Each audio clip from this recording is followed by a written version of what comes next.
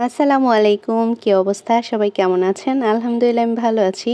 তো খাওয়া দাওয়া করতে বসে গেলাম।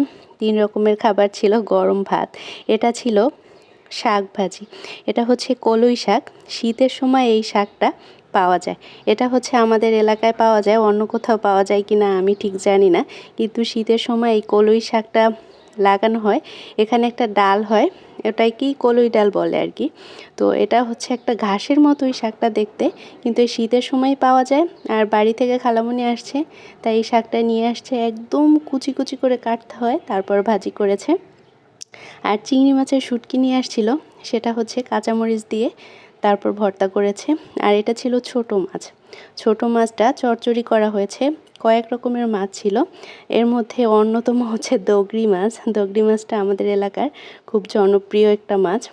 এইটা হচ্ছে একটা ছোট মাছ, শীতের সময় এই মাছটা পাওয়া যায়।